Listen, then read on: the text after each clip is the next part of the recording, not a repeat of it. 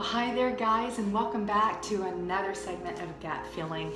Today I wanted to talk to you just a few minutes about another staple in our diet and in our home, and that's olive oil. Now, most people know that olive oil is so much better than canola oils and vegetable oils, and a lot of people have already moved towards olive oil like coconut oil. But I want you to understand why it's important that you have olive oil in your diet every day, at least a tablespoon of olive oil in your diet. Now, olive oil, like many of the other foods that I've talked about, is an anti-inflammatory as well, an antioxidant.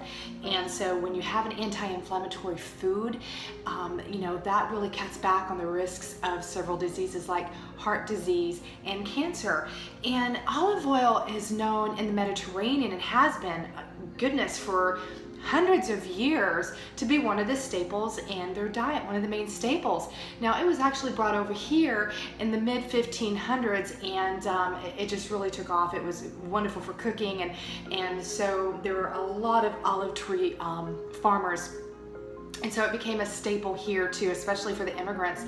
But I will say right now, if you read articles on the health of those people that live in the Mediterranean, even to this day, they have almost nearly a 50% lower risk of diseases like heart disease and cancer, and it's because of their diet and olive oil.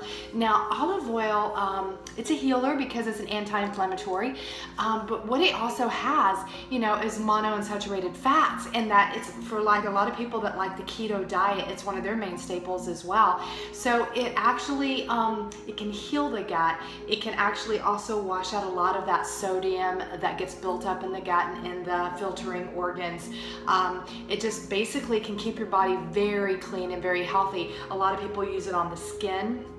I know that when I have the candida overgrowth rashes, the only two things that worked, really the only two things, was coconut oil and olive oil, because they're both anti-fungal, anti-inflammatory. Anything else would exacerbate the rash and make it worse. But another thing with the skin, yes, like omega fatty acids, it actually beautifies the skin, makes it healthy, makes it soft, but it also cleans well.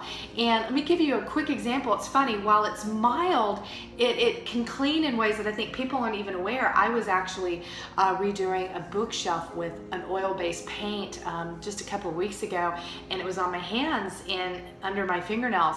Now, most people would think, okay, use turpentine, use paint thinner. You don't want that on your skin. You don't want to put harsh chemicals like that on your skin.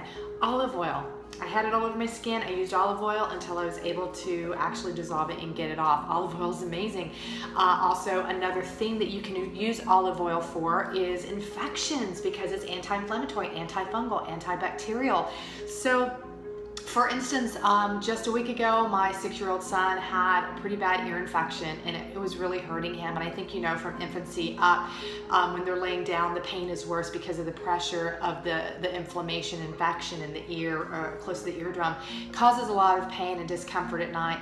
And I have always sauteed a little garlic in olive oil, let it cool, take just a little bit of that, put it in the ear. And when I did this for my son last week, when I put that in his ear, within 10 seconds, he stopped crying and he fell asleep immediately, because it works quickly. It is pretty amazing when it comes to taking inflammation out of the skin and direct inflammation from joints and muscles as well. It's pretty phenomenal. So here's the deal.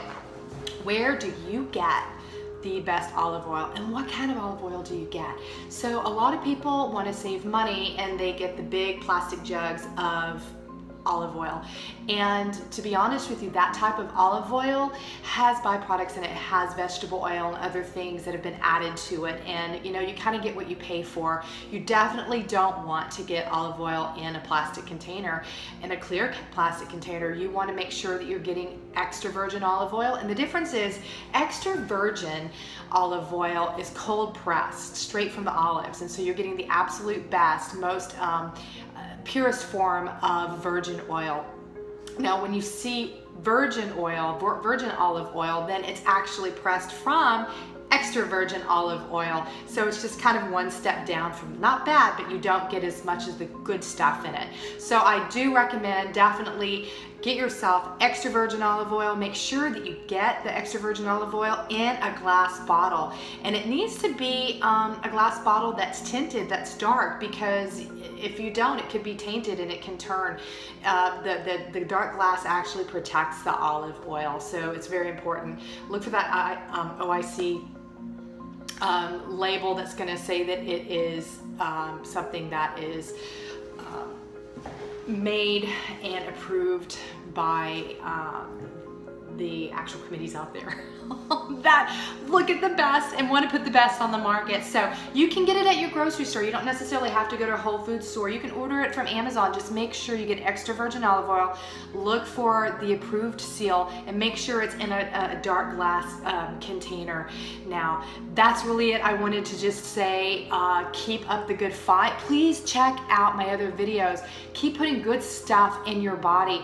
Subscribe to my YouTube channel and look at my website. I have a website. It's NicoleDomeray.com, gutfeeling.com. Please go out and check out my other videos. I also, on my website, I show locations for great organic restaurants and good naturalist doctors, holistic doctors that are in your area. Guys, thanks for tuning in. Have a fantastic week. Take care.